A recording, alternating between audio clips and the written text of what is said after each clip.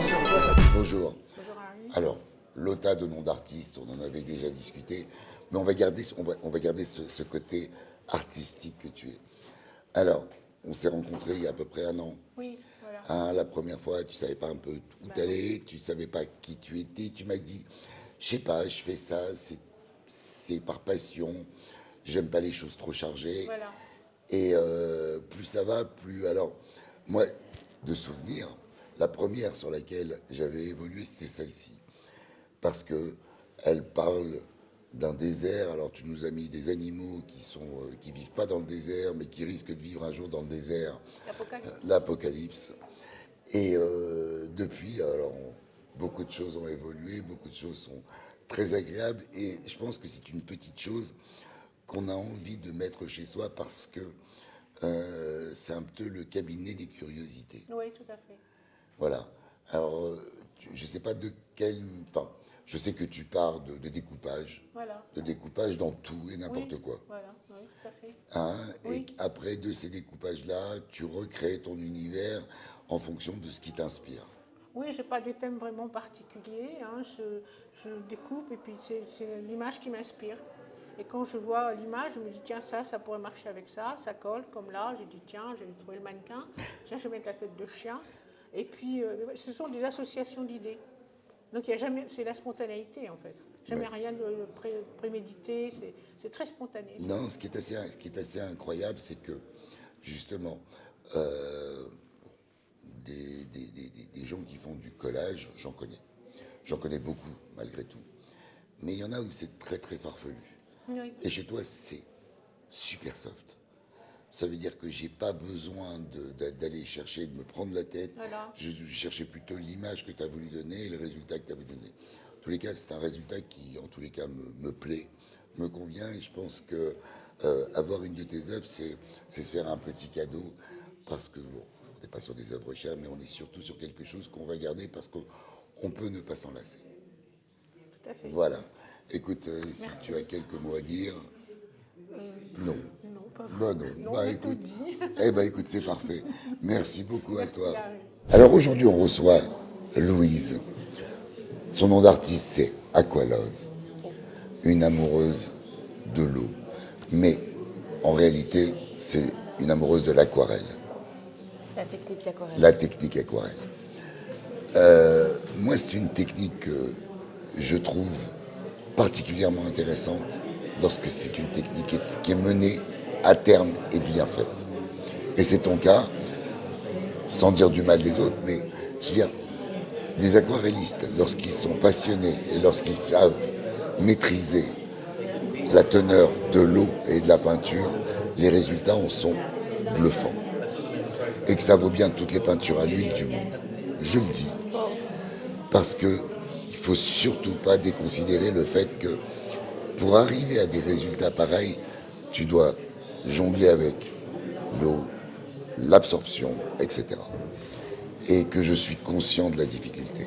La température de l'air. La température de Le l'air. vent, si je peins dehors. Oui, si tu peins Il y, a, dehors. il y a beaucoup de phénomènes au printemps, ça va pas sécher pareil qu'en été, qu'en hiver. Suivant si on fait un feu de bois ou pas. C'est vrai. Alors là, on est venu avec 4 nouveaux tableaux. La dernière fois, tu avais d'autres tableaux qui étaient tout aussi beaux et tout aussi originaux. On a une panthère qui hurle à la mort parce qu'elle est chez le dentiste. Elle baille. Elle baille. Elle est fatiguée. Notre chameau qui tire la langue. Et j'aimerais que tu prennes 5 minutes pour expliquer pourquoi les animaux. Alors j'ai toujours aimé les animaux.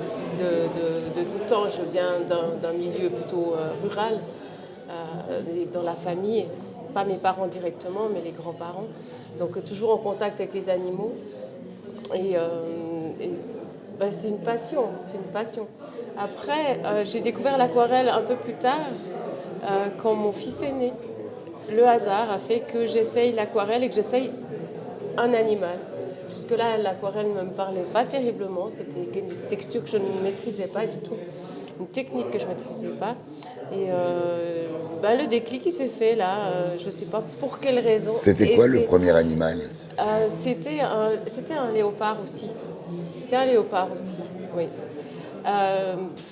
Voilà, c'était vraiment un déclic et je me suis dit j'en fais 2-3 et puis j'essaierai autre chose parce que j'étais plutôt dans l'idée d'explorer un peu les techniques. Et en fait, ça fait plus de 30 ans que je fais de l'aquarelle animalier, j'ai jamais arrêté. En tous les cas, moi je trouve qu'à chaque fois tu amènes de nouveaux animaux et c'est ça qui est très intéressant. C'est tellement vivant, tellement parlant que on a tous envie d'avoir, j'ai envie de dire, un petit animal de chez toi dans sa maison parce que ça apporte du réconfort, ça apporte quelque chose. Alors, les animaux sauvages, chez toi, ils semblent beaucoup plus gentils que dans la nature. Et c'est ça qui est très intéressant. Oui, C'est-à-dire c'est le danger. Oui, mais ton léopard, il paraît pas très dangereux. Ton rhinocéros, il est d'une gentillesse absolue. Et moi, c'est ça que j'aime beaucoup. La tendresse que tu sais leur donner quand même. Ah, j'ai cette tendance, c'est que quand je peins un animal, je m'imagine cet animal, j'essaye d'imaginer ce qu'il ressent. C'est ce que, en fait, je retranspose ce que moi je Tu ressens. retransposes ce que tu ressens. Ce qui ressort dans les aquarelles, j'imagine. Bon, en tous les cas, merci beaucoup. Merci d'être là.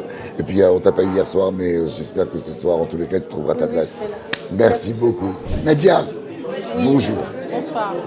Nadia, pour la deuxième fois, je t'expose avec des choses complètement différentes. Mais avant de commencer l'interview, l'interview, on est dedans.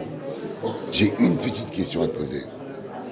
Tous tes tableaux sont signés Hubert, sauf un. Parce que j'ai commencé à peindre très jeune. Et c'est mon nom de jeune fille. Comme Lichy. Voilà. C'est un très beau nom. Et à l'époque, je pensais pas que je m'appellerais Hubert, tu vois. Donc ça fait valser les étiquettes en même temps que ça fait valser les idées. Et voilà. Mais pourquoi ce tableau-là n'est pas une réalisation récente? Non. Non, ça c'est quelque chose que j'ai fait quand j'avais 18 ans. Et mais par contre, il se marie bien avec les thèmes et les couleurs. Il se marie complètement. Il se marie bien avec les thèmes et les couleurs. Donc déjà à l'époque, j'avais ces couleurs-là, du jaune de Naples au vert véronèse. Et ça, c'est une dame qui est assez posée et qui songe. Et ses idées sont véhiculées par un papillon qui bat des ailes. Et donc voilà, et en même temps elle est assez coquette, elle a des bouts d'oreilles, voilà. Et après, tu vois, les idées ont changé. Là c'est plus des émotions, la richesse des gens, ce qu'ils pensent. Mais on a toujours cette notion Oui. d'un personnage, d'une femme qui, là, papillonne, on va dire. Oui. La notion de papillon, elle a un peu évolué puisque on est passé du papillon réel au nœud papillon. Donc on garde toujours cette notion, si ce n'est que elle a une réflexion pure. Elle se pose la tête et on va la retrouver également, cette position-là, ici.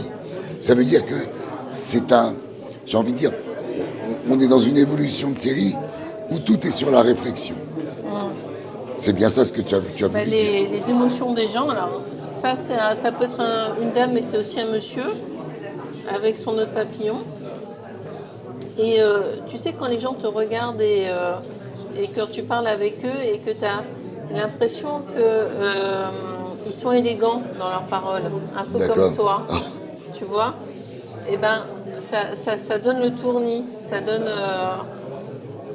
même au niveau cérébral, ça donne des endorphines, tout ça, ça apaise. Et cette dame, tu vois, je sortais de l'exposition Soulage, qui lui fait des formes géométriques, mais qui interprète par exemple ces noirs par de la neige. Et donc cette dame-là, elle songe, mais à quoi? On ne sait pas. Et donc voilà, elle a des formes géométriques, elle songe aussi. Et elle est toujours très élégante aussi. Oui, la notion d'élégance, on la retrouve. Ouais. Et une autre notion qu'on va trouver avec plus de 20 ans d'écart, d'après ce que j'ai compris. Enfin, 20 ans, t'es gentil. Oui, je suis très gentil aujourd'hui. Regarde, mais tu vois tes feuilles, on va les retrouver ici. Donc ça veut dire qu'il y a bien des choses que tu vas reprendre d'un tableau à l'autre et qui en fait vont Oui, donner... un peu comme Dali faisait sa canne. C'est ça. Voilà, tout ça, voilà. Alors ça, c'est pas des feuilles, ça c'est des spores de champignons. Ça c'est mon... Tu sais, C'est ton travail. C'était difficile quand j'étais en fac. Hein, Ouais. parce que lui, il voyait vraiment les champignons avec les spores et le pied, tout ça. Et moi, je voyais l'amphithéâtre qui s'illuminait aux couleurs des champignons. Mais t'es à la limite du champignon hallucinogène, hein, quand même, hein, non, dans ta réflexion. Non. Et ça j'aime bien, tu vois, ça c'est la complexité Ouais. Tu l'as mis ça dans ta Tout revue. à fait. C'est la complexité de la réflexion chez l'homme. Tu vois, on a l'impression même que ces réflexions qui sont matérialisées par des oblongs là, et on a l'impression que ce monsieur va nous dire quelque chose de réfléchi. Et ça, c'est la femme dans toute sa douceur. Oui, la tranquillité. Et elle n'a pas la tête posée sur la main. Donc elle se pose moins de questions quand même. Ouais. Que ces deux-là qui s'en posent énormément. Merci beaucoup. Merci Harry, merci. Mais c'est un vrai plaisir, Nadia. Merci. Bonjour. Bonjour Harry. Toi, c'est Carole ou Caroline? Caroline. Caroline. Tout à fait. Bon, de toute façon, toi, c'est ce genre de choses qu'on va couper au montage, bien évidemment. Bonjour Caroline. Bonjour Harry. Alors, Caroline, on a la chance de t'exposer pour une première fois, ce qui nous a permis de découvrir l'ampleur, j'ai bien dit l'ampleur de ton travail, par la minutie, par la taille, par les formats, et par le fait que toute ton œuvre, alors qui n'est apparemment pas toute exposée, mais qui est bien plus grande que ça, est une multitude de petites scènes, j'ai envie de dire, toutes différentes les unes des autres, et que tu réalises pour arriver. Alors, je fais une parenthèse, tu m'as parlé de tes chiffres hier. Tout à fait. Et j'aimerais que tu nous parles devant la caméra de ce que tu appelles tes chiffres. Parce que tu m'as dit que chaque petit carré faisait 4 cm par 4 cm. Tout à fait. Que nous en avons 10. En tout, ça fait 400 pour le quadriptyque. Pour le quadriptyque, on en a 400. Alors, parle-nous du chiffre 4, du chiffre 40 et du chiffre 400.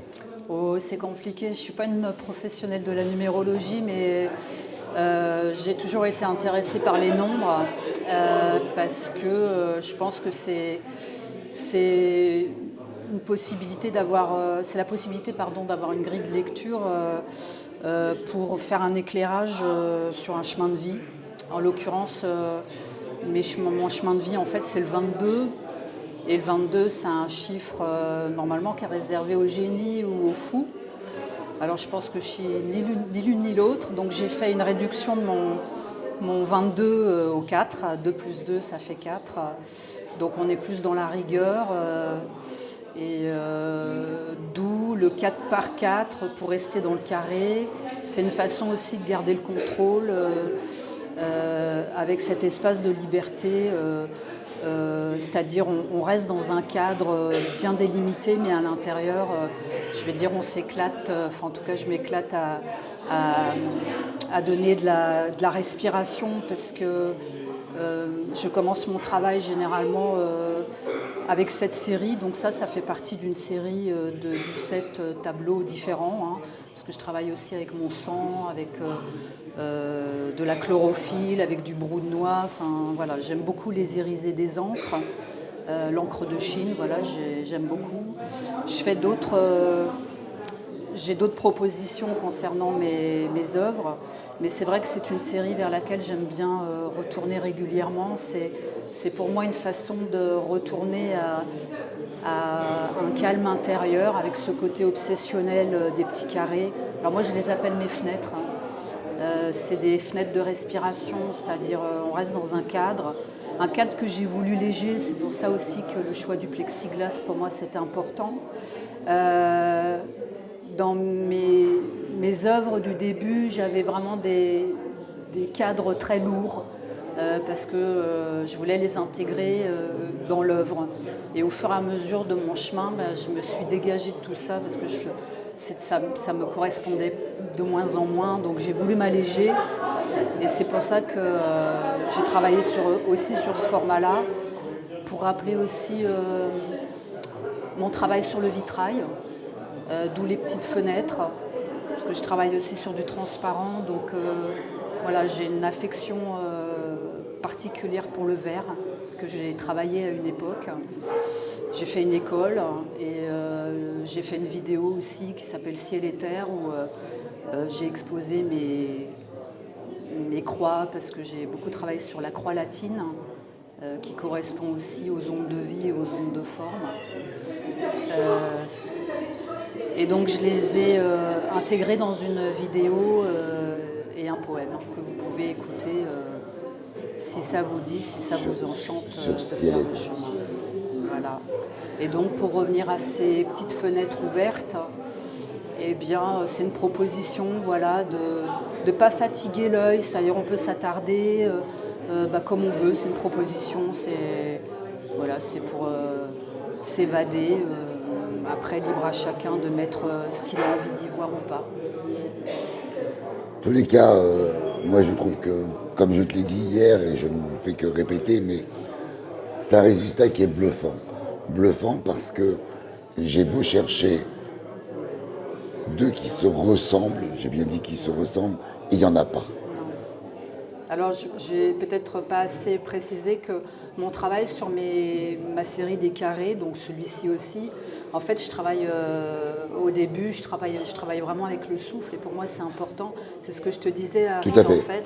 Tout à fait. Pourquoi le souffle? Parce que c'est par là que la vie commence, et c'est par là aussi que la vie se termine. Et entre les deux, il y a des respirations qui sont plus ou moins souples, plus ou moins amples, avec des accidents, enfin bon bref. Mais ça commence et ça finit par là. Et pour moi, commencer un travail avec le souffle, c'était primordial, comme le souffle primordial. C'est-à-dire que j'y mets mon énergie. Et donc je travaille généralement en mettant une feuille. Alors là, c'est du noir, mais ça peut être un fond blanc aussi. Donc je souffle l'encre que je verse sur mon papier en aléatoire. Je peux te couper juste une question. Quand tu dis je souffle, tu souffles réellement ou tu utilises soufflerie? Parce que j'ai connu des artistes qui utilisaient le séchoir ou la soufflerie. Donc réellement. Ça veut dire que je m'époumonne. Tu t'époumones. Oui. Parce qu'il faut quand même une certaine force. Oui, j'ai la tête qui tourne après, oui, mais je fais ça, oui. Donc je peux prendre une paille, je peux prendre directement mon souffle. Bon, si je veux des choses un peu plus fines, forcément l'air en fait qui sort, ou alors je peux moduler avec ma bouche. Mais bon, c'est vrai que je peux donner des directions avec une paille. Mais oui, ça vient toujours de moi, quoi. Il n'y a pas d'objet comme. J'ai compris. Non, mais parce que moi j'ai connu des peintres abstraits qui utilisaient carrément des souffleries de jardin pour arriver à avoir des répartitions. Mais là, comme tu parlais de ton souffle, je voulais être certain de ce détail. Oui, donc c'est un clin d'œil aussi, à certaines formes de. Pour moi, ça fait partie, en fait, pour pas me perdre, ce côté hypnotique, le fait de rentrer dedans, c'est un peu comme un mantra et comme une transe, en fait. À partir du moment où je souffle, il se passe des choses à l'intérieur. Ça c'est propre à chacun, mais pour moi c'est important de commencer mon travail par ça, parce que ça me donne une impulsion. Donc après je redécoupe mes carrés 4x4 là en l'occurrence, et donc à la fin je découpe mes carrés 4x4 et je les retravaille un par un avec de la plume, avec mes rotrings, avec des pinceaux, enfin voilà quoi. Et au final, ça donne ça. Merci beaucoup, Caroline. Merci c'est un vrai beaucoup, plaisir Harry. et vraiment, j'en ai appris beaucoup. Bonjour, France. Bonjour, Harry. France, te revoir avec nous, comme je l'ai dit, c'est un plaisir. Je te l'ai dit en tête-à-tête tout à l'heure. C'est un plaisir après le temps qui a passé. Et j'espère que tes chakras s'ouvrent parce que c'est très important pour toi. Je sais à quel point tu mets du cœur à l'ouvrage dans ton travail. Je sais à quel point tu as besoin de te vider de tout ça. Et si j'ai vraiment un souhait à faire aujourd'hui, c'est que tout s'ouvre pour toi et que tu puisses continuer à peindre, continuer à développer ta couleur comme tu sais si bien le faire, et que tu nous apportes en tous les cas ta joie de vivre et tout ce que tu nous apportes. J'aimerais juste maintenant, quelques instants, tu nous parles un petit peu de ta démarche, des quelques dernières années qui n'ont pas été toujours très faciles, mais sur lesquelles tu n'as pas lâché. Devant la caméra, je pense que c'est important d'en parler aujourd'hui. D'accord. Ben déjà, ma devise, c'est « Never give up ». N'abandonne pas, je lâche pas. Même si parfois mon entourage me dit « Mais non, c'est OK, c'est bon, ça fait 30 ans que tu travailles, il n'y a rien qui en ressort. » Ben si. En fait, quand je suis devant ma toile blanche, c'est comme si une petite voix ou une main me tenait et je ne sais jamais quelle couleur je vais employer, ce qui va en ressortir. Je commence et puis je suis dans la lumière, dans cette joie de vivre, vu que c'est vrai que ce n'est pas toujours évident, mais c'est pour tout le monde. Hein. Et puis à un moment donné, ça s'arrête et puis je regarde et parfois il y a de la voyance. Voilà, et j'espère que grâce à mon art, je puisse transmettre plein de bonnes énergies, plein d'amour, avec un grand A. Avec un grand A. Voilà, et puis je voudrais quand même remercier mon sponsor, Gilles Duvivier, qui grâce à lui, j'ai pu venir en dernière minute, et grâce à toi, Harry, il n'y avait plus de place, on n'y croyait plus, mais je suis là, donc merci beaucoup. Alors, Gilles, que j'ai eu l'occasion d'avoir au téléphone, que j'ai trouvé un garçon extraordinaire. Ah, il est incroyable. Il est incroyable. C'est dommage qu'il ne soit pas là. Mais peut-être qu'il peut encore arriver. Bon, parce que la vérité, je voulais le rencontrer, le remercier, et puis il est assez incroyable sur plein de points. Donc, on s'est trouvé plein de liens et j'espère vraiment le rencontrer. Une très belle personne. Ben voilà. En tous les cas, je te souhaite le meilleur et que show must go on. Merci, Harry. Merci pour Mais tout. de rien, Vraiment. avec plaisir, France. Merci. En quelques mots, nous avons Serge Friedli qui est avec nous. Il vient de Suisse. On ne va pas parler de sa peinture pour une raison simple, c'est qu'elles ne sont jamais arrivées, qu'on a tout fait. Alors, je profite juste pour passer un message. C'est que les transporteurs sont de grands menteurs. Ils vous promettent monts et merveilles et ils vous disent on va livrer bien avant, bien à temps, etc. Or, il n'en est rien. Et pour éviter, et je dis ça, et c'est pour ça que je passe le message, pour éviter ce genre de désagréments pour les artistes, mais également pour les organisateurs comme nous, hein, parce qu'attendre après les tableaux, c'est quand même des désagréments. Eh bien, je dis, bien souvent, n'hésitez pas à faire appel à nous. Je parle en tant qu'organisateur. Je vous donnerai en tous les cas quelques ficelles pour éviter ce genre de choses. En tous les cas, j'espère que DHL va pouvoir te les renvoyer en Suisse et qu'on aura l'occasion d'exposer des tableaux lors d'une prochaine fois. Et en parler, oui. Et en parler. Oui. Et là, je me ferai une joie de pouvoir prendre le temps de décortiquer ton travail artistique et d'imaginer tout ça au mieux. En tous les cas, merci beaucoup, Serge. Merci à toi. Tu vois, on a parlé pas de peinture. Oui. Merci beaucoup. Merci. Bonjour, Julie. Bonjour. Alors, nom d'artiste, Julingue. Oui. Un raccourci. C'est ça. En fait, c'est un raccourci pour toi. Tu viens d'où? De Amiens. Amiens. Dans les Hauts-de-France. Amiens. Un lieu pour la papeterie, Amiens. Ah, je ne savais pas. Le papier, oui. Tu vas nous parler un petit peu. Alors, hier soir, on a fait un petit peu un débriefing de ce que tu représentais dans ton dessin. Tu nous as parlé, bien évidemment, des mandalas. Les mandalas sont, pour ceux qui ne le savent pas, ce sont des peintures ou des dessins qui apportent une énergie. Cette énergie est souvent représentée par des ronds qui permettent d'avoir une énergie positive ou négative en fonction qu'on regarde de l'intérieur vers l'extérieur ou de l'extérieur vers l'intérieur. Et c'est calme et ça apporte énormément d'énergie aux gens qui en possèdent. Est-ce que c'est ta volonté?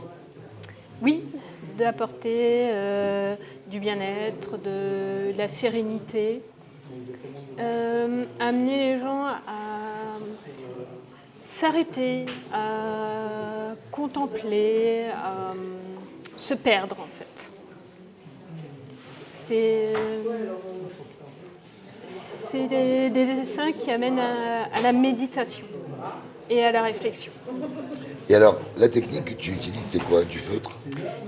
Oui, feutre, marqueur, crayon de couleur. C'est souvent des techniques mixtes. Donc, parce que j'aime bien les mélanges. Donc, j'aime bien mélanger donc, les couleurs et la technique également. Donc, mélanger à la fois les choses très très détaillées et à la fois un peu plus comment dire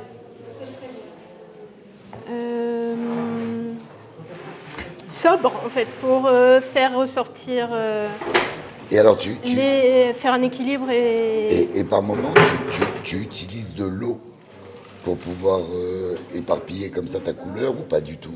Pas du tout. Là, c'est du crayon de couleur. C'est du crayon de couleur simplement? C'est du simple crayon de couleur.